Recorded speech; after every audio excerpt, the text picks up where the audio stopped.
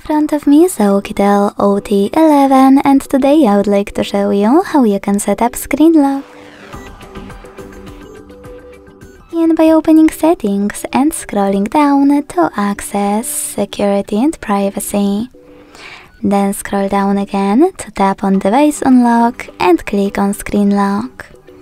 Following that, just tap on one of those login methods, pattern, PIN or password, and when you're ready, create it.